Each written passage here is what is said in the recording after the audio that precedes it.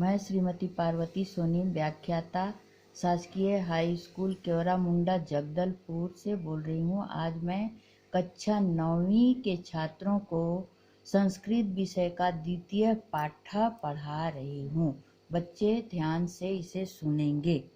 कस्मिंश्चित् ग्रामे बहुकाल पर्यन्तम् अनावृष्टि आसीत्। कस्मिंश्चित् काले, कस्मिंश्चित् ग्रामे, किसी गांव में, बहुकाल पर्यंतम, बहुत समय तक, अनावृष्टि आसीत्, बहुत दिनों तक अकाल पड़ा था। अनावृष्टि मतलब अकाल पड़ा था। भूमि शुष्का जाता, भूमि सूख गई थी या शुष्क हो गई थी। पान जलस अपि अभाव जाता, पीने के पानी का भी अभाव हो गया था। तदा तब जना लोग दैवज्ञ समीपम गत्वा विचारितवन्तः, ज्योतिषियों के पास जाकर विचार करवाए।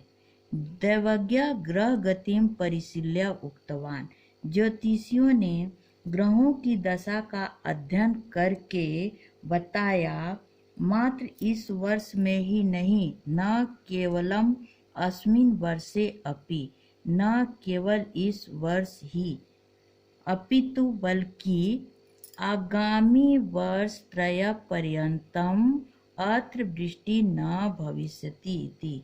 आने वाले 3 वर्षों तक यहाँ बरसात नहीं होगी। ततः श्रुत्वा ग्रामवासिनः सर्वे जीवनार्थम यत्र कुत्रापि गतवन्तः। ततः यह सुनकर सभी गांववासी सर्वे पूरे, जीवनार्थम, जीवनार्थ जहाँ कहीं भी चले गए, जीवन यापन करने के लिए, यत्र कुत्रापि गतवन्तः, कहीं और चले गए। स ग्राम एवं निर्जना जाता, वह गांव निर्जन हो गया। परंतु तस्मिन्नपि काले तस्य ग्रामस्य एकः कृषकः तत्र स्थितवान्, किंतु उस समय में भी उस गांव का एक किसान वहाँ रुका रहा। जलाभावे अपि, यहाँ संधि शब्द है, जल के अभाव होने पर भी स प्रतिदिनम स्वशुष्क क्षेत्रम कर्षन् आसीत्। जल के अभाव होने पर भी वह प्रतिदिन या रोज दिन उस सूखे क्षेत्र को, खेत को कोड़ता था, यानी प्रतिदिन सूखे खेत को जोतता था। एकदा आकाशे मेघा संचरण आसीत्, एक दिन आकाश में काले बादल घेर लिए या काले बादलों से आकाश घिर गया। कृषकम दृष्ट्वा आश्चर्यचकितः सन् तम अपृच्छत्, किसान को देखकर आश्चर्यचकित होते हुए उसने पूछा, हे कृषक, हे किसान, यहाँ अत्र 3 वर्ष पर्यंतम वृष्टि न भविष्यति, यहाँ 3 वर्ष तक बरसात नहीं होगी। इतिम किम भवता न श्रुतम, ऐसा क्या आपने नहीं सुना है या आपके द्वारा नहीं सुना गया है। इस कारण से भी लोग गांव छोड़कर तत्कारेण एवं सर्वे जना ग्रामं परित्यज्य यत्र कुत्रापि गता, इस कारण से भी गांववासी गांव को छोड़कर कहीं भी चले गए।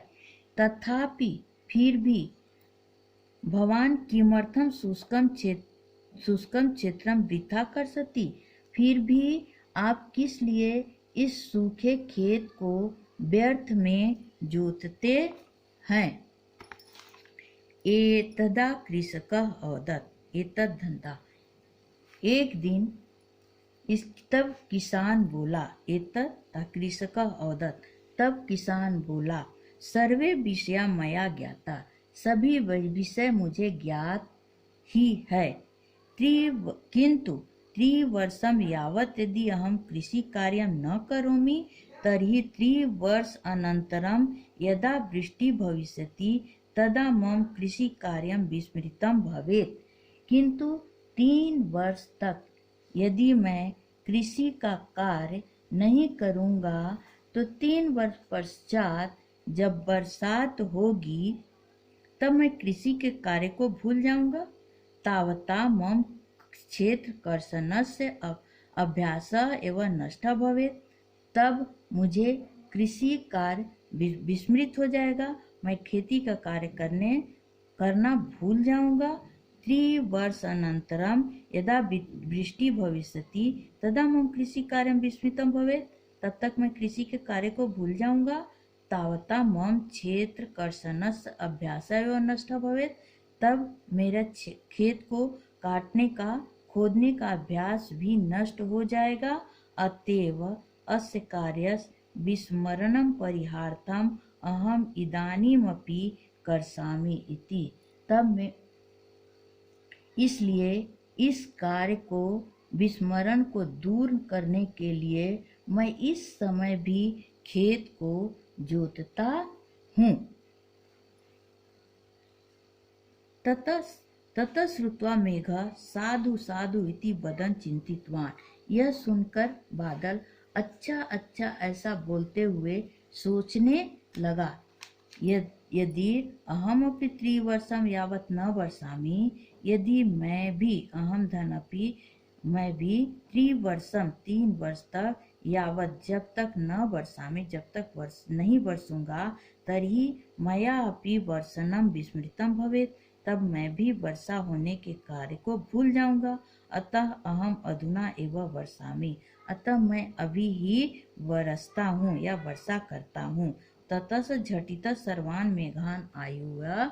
उसके बाद उसने तुरंत सभी बादलों को बुलाकर कृपया वर्षन्तु, कृपया वर्षे इति प्रार्थितवान्, ऐसा प्रार्थना किया।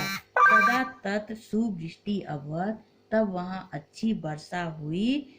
सर्वे अपि ग्रामवासिनः प्रसन्न हो गए। सभी ग्रामवासी प्रसन्नता पूर्वक अपने खेती में कृषि कार्य शुरू कर दिए।